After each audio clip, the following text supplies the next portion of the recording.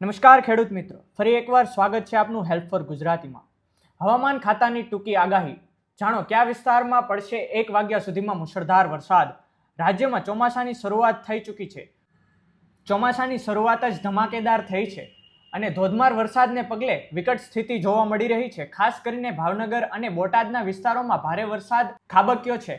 આવા હવામાન વિભાગની નાવકાસ્ટ આગાહી સામે આવી છે, જેમાં આજે મંગળવારે સવારે 10 થી બપોરે 1 વાગ્યા સુધીના વરસાદની આગાહી દર્શાવવામાં આવી છે, જેમાં અમદાવાદ અને સૌરાષ્ટ્રના જિલ્લાઓમાં ઓરેન્જ એલર્ટ આપવામાં આવ્યું છે। હવામાન વિભાગની આગાહી અનુસાર મંગળવારે સવારે 10 થી બપોરે 1 વાગ્યા સુધીમાં સમગ્ર રાજ્યમાં વરસાદની આગાહી છે, જેમાં રાજ્યમાં 12 જિલ્લાઓમાં વરસાદનું ઓરેન્જ એલર્ટ છે, જેમાં અમદાવાદ સહિત સૌરાષ્ટ્રના જિલ્લાઓમાં સમાવેશ થાય છે, જ્યાં મધ્યમ વરસાદ પડી શકે છે। ત્યારે થંડરસ્ટ્રોમની સાથે 41 થી 61 કિલોમીટર પ્રતિ કલાકની ઝડપે પવન ફૂંકાઈ શકે છે।